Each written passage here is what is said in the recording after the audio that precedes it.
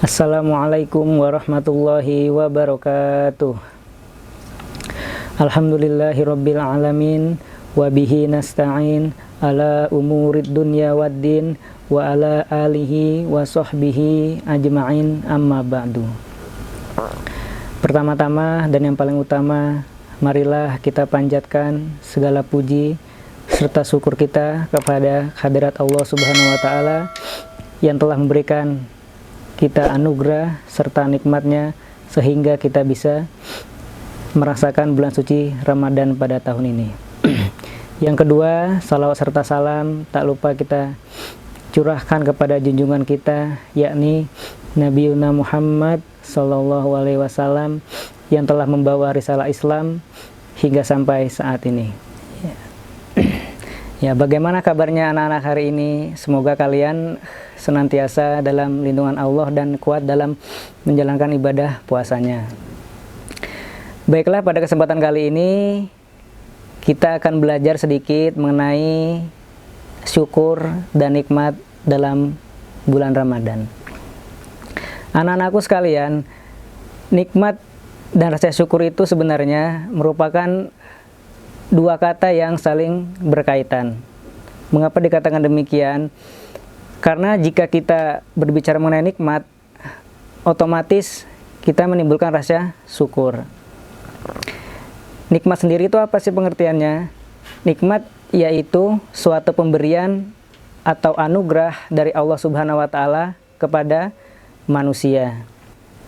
Sedangkan syukur memiliki arti yaitu suatu rasa terima kasih kepada Allah Subhanahu wa taala. Jadi bagaimana Tuhan memberikan nikmat kita kepada manusia, yaitu dengan berbagai macam cara. Salah satunya yaitu kita diberikan nikmat sehat walafiat, sehingga kita diberikan kesempatan untuk bisa menjalani ibadah puasa hingga sampai saat ini. Mengapa kita harus mensyukuri nikmat itu, anak-anak? Karena ada sebagian dari saudara-saudara kita yang mengharapkan akan datangnya bulan suci Ramadan, tetapi mereka sudah dipanggil duluan oleh Allah Subhanahu wa taala. Atau yang lain seperti saudara kita sangat mengharapkan bulan Ramadan, tetapi ketika Ramadan datang dia dalam keadaan sakit, sehingga untuk melaksanakan puasa itu tidak terlalu maksimal. Selain itu, apalagi nikmat yang dapat kita rasakan, yakni waktu yang luang. Waktu luang itu sebenarnya bisa kita manfaatkan dengan berbagai macam cara. Salah satunya yaitu anak-anak pergi ke sekolah. Itu juga merupakan nikmat dari Allah kepada kita dengan cara kita diberikan waktu luang, sehingga anak-anak bisa beraktivitas di sekolah ataupun di rumah. Selain itu, bentuk apa lagi nikmat yang bisa kita rasakan hingga sampai saat ini? Yaitu kita masih diberikan kesehatan dan juga keberkahan dalam menjalankan ibadah puasa Ramadan. Ya, selain itu kita harus bersyukur kepada Allah Subhanahu wa taala karena telah memberikan rezeki yang banyak kepada kita, sehingga ketika kita menjalankan ibadah puasa, baik nanti berbuka puasa ataupun sahur, kita masih diberikan makanan yang bisa kita nikmati. Kenapa kita harus bersyukur, anak-anak? Karena ada sebagian dari saudara-saudara kita di belahan dunia lain, itu ketika mereka sahur dan berbuka itu makan dengan kondisi yang seadanya, dan juga tidak terlalu menikmati karena terjadi konflik peperangan di negara tersebut. Sehingga hal tersebutlah yang patut kita syukuri agar kita selalu ingat kepada Allah Subhanahu wa taala. Ada salah satu ayat dalam Al-Qur'an, yakni surat Ibrahim ayat ke-7 yang berbunyi, A'udzubillahi minasyaitonirrajim, Bismillahirrahmanirrahim, Wa iz ta'adzana rabbukum la in syakartum la azidannakum wa la in kafartum inna azabi lasyadid. Yang mana artinya, dan ingatlah ketika Tuhanmu memaklumkan, sesungguhnya barang siapa yang bersyukur atas nikmatku, maka akan kutambah. Dan barang siapa yang tidak mensyukuri nikmatku, maka ingatlah, azab Allah itu sangatlah pedih. Jadi ayat ini anak-anak sekalian menggambarkan bahwa bagaimana kita harus senantiasa bersyukur kepada Allah Subhanahu wa Ta'ala. Karena berbagai nikmat yang diberikan kepada kita sehingga kita bisa tiba sampai saat ini. Selain itu, kalau kita tidak mensyukuri nikmat Allah, maka bisa saja nikmat tersebut sewaktu-waktu dicabut oleh Allah Subhanahu wa Ta'ala.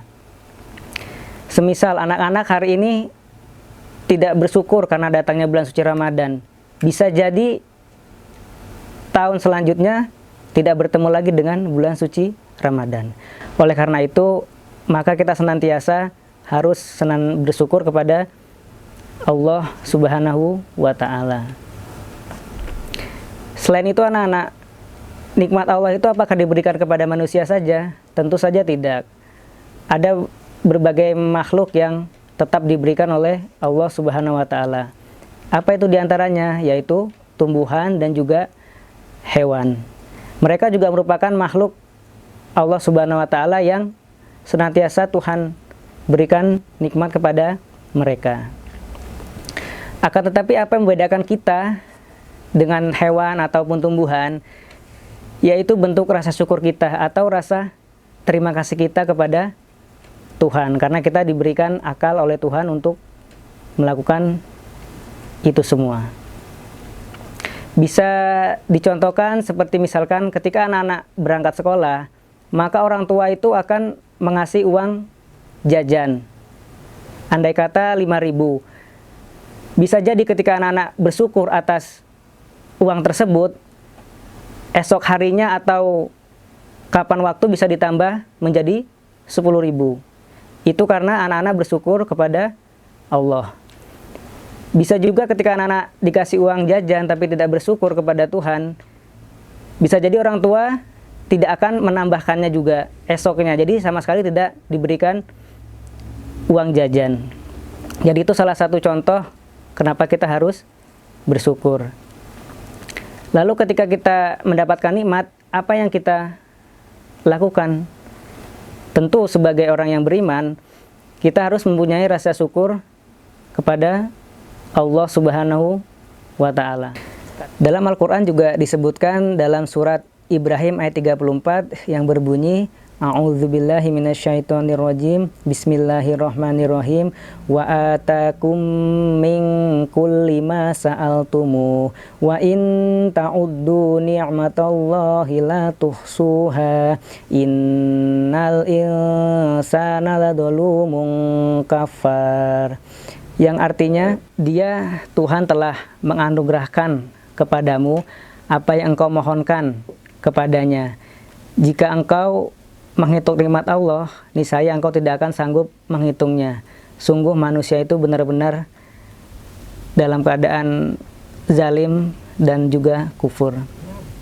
Jadi isi kandungan ayat ini anak-anak bahwa Tuhan telah memberikan nikmat kepada kita sebanyak-banyaknya.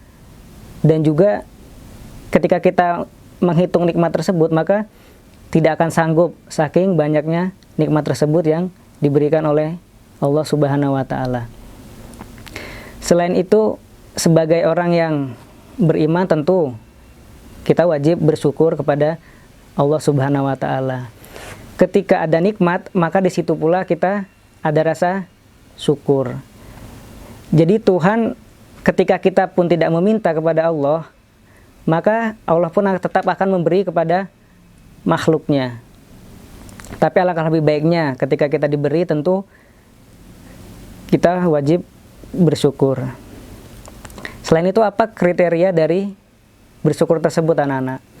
Paling tidak ada 3 contoh, yaitu pertama, syukur bil qalbi atau syukur dalam hati.